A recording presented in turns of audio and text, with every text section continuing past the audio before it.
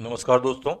Hindi steno dictation 100 word पर minute 800 word होने वाले हैं। प्रतिलेखन 25+26 में आपका हार्दिक स्वागत है। कुछ महत्वपूर्ण बिंदु देखें। 5 सेकंड में प्रतिलेखन स्टार्ट हो जाएगा।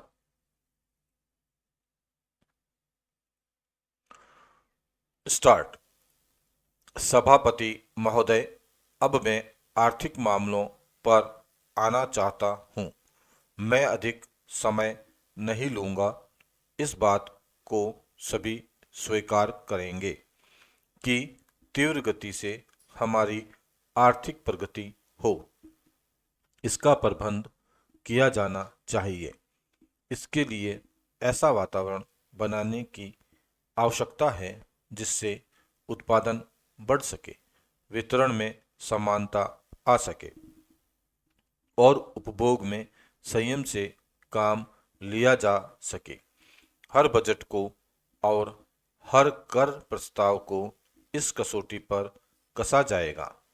यथा क्या उससे उत्पादन बढ़ता है, क्या वितरण में समानता आती है, और तीसरी बात यह कि क्या हम देश में ऐसा वातावरण बना सकते हैं कि लोग जितना कमाते हैं उतना खर्च ना करें, उसमें से बचाए और उसे राष्ट्र की समृद्धि में लगाएं।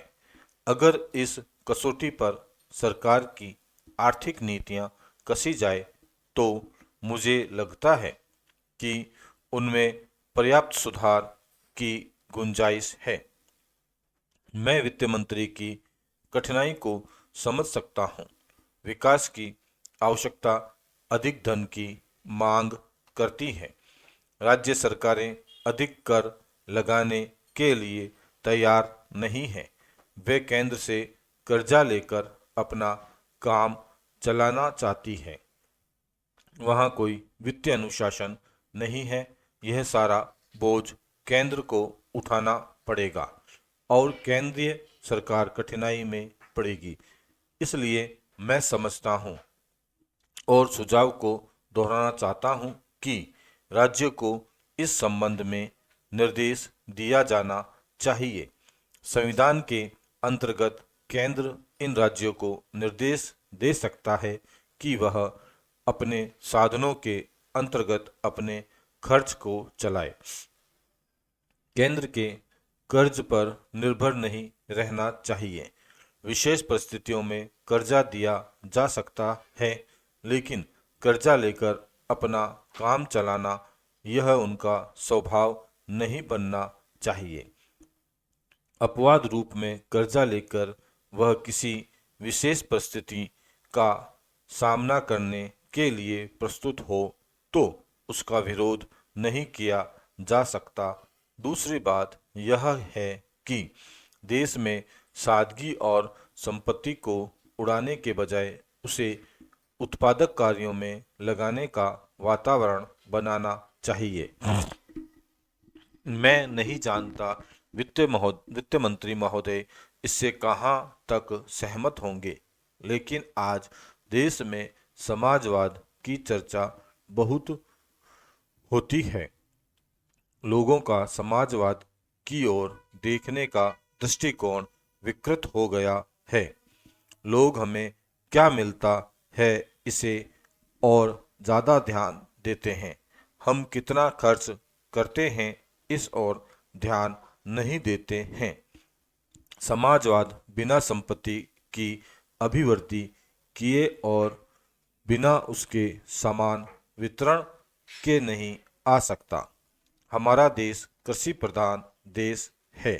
Para change. सभापति महोदय, खेती के बाद उद्योग का हमारे देश के आर्थिक जीवन में बड़ा प्रमुख और महत्वपूर्ण स्थान है। स्वतंत्रता के बाद देश में बड़े बड़े और मौलिक उद्योग धंधे खड़े किए गए हैं जिनकी बहुत आवश्यकता थी। उस दिशा में अच्छा प्रयास किया गया है और उसमें बड़ी सफलता भी मिली है।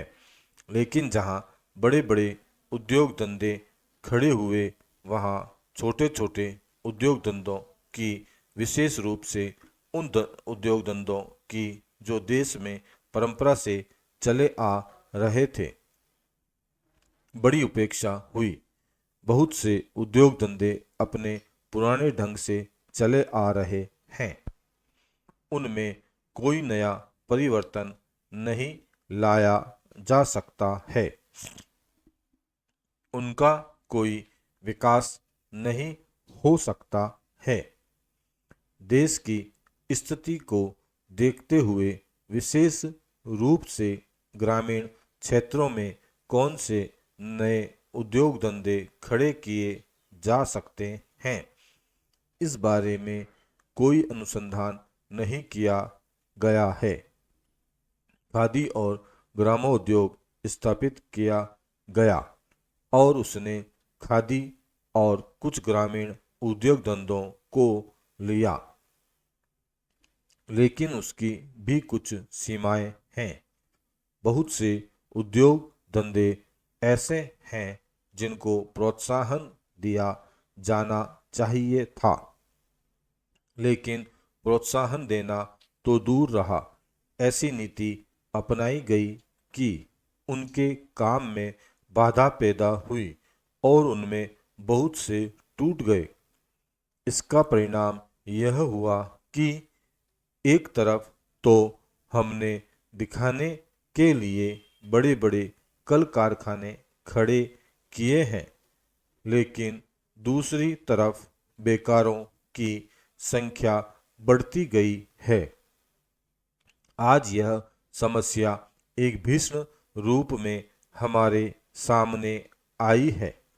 यदि हम छोटे छोटे उद्योग धंधों को, विशेष रूप से कृषि से संबंधित उद्योग धंधों को बड़े बड़े शहरों में नहीं, दूर दूर ग्रामीण क्षेत्रों में नहीं फैलाते हैं, तो इसके दो दुष्परिणाम होंगे। एक तो उद्योगों का केंद्रीकरण होगा, दूसरे शहरों की जनसंख्या बढ़ेगी, जिससे अनेक जटिल समस्याएं पैदा होंगी। इससे हर एक आदमी को काम नहीं मिलेगा और हमारे जो पुराने उद्योग धंधे जीवन से संबंधित सामग्रियां तैयार करते हैं, उन पर बुरा प्रभाव पड़ेगा। लेकिन सरकार की ऐसी नीति रही है कि उनमें से बहुत से उद्योग धंधे समाप्त होते जा रहे हैं, जिसका परिणाम यह है कि इस उद्योग में लगे हुए आदमी बेकार हो रहे हैं। मैं चाहूँगा कि सरकार ऐसे उद्योग धंधों को अधिक प्रोत्साहन देने का प्रयत्न करें। इस प्रयत्न के लिए हम इस मौके पर सरकार का समर्थन देशभक्ति की भावनाओं से करते हैं। स्टॉप। दोस्तों, इस प्रकार हमारा प्रतिलेखन 25+26 यहीं समाप्त होता है। कुछ महत्वपूर्ण बिंदु देखते हैं। आपने प्रतिलेखन नंबर नोट कर लिया होगा, वीडियो को ध्यानपूर्वक सुनकर डिक्टेशन लिख लिया होगा। अब आपका डिक्टेशन की जांच की बारी आती है, तो हमारे द्वारा बनाया गया टाइपिंग टूल, जिसका डिस्क्रिप्शन में लिंक दे रखा है, www.gk-hindi.org/steno पर जाकर आप टाइपिंग के माध्यम से अपने डिक्टेशन की जांच कर सकते हैं। ऐसा करने से आपको एग्जाम हॉल जैसा अनुभव प्राप्त होगा। यदि कोई ज़रूरी सलाह हो तो कमेंट में ज़रूर लिखें। पीडीएफ के लिए टेलीग्राम को फॉलो करें। दोस्तों, मेहनत का एक लाइक बनता है, तो प्लीज़ एक रिक्वेस्ट है कि आप लाइक ज़रूर करें और ऐसे ही वीडियो देखने के लिए चैनल को सब्सक्राइब करें और वीडियो पसंद आए तो अपने दोस्तों के साथ शेयर करें। धन्यवाद दोस्तों।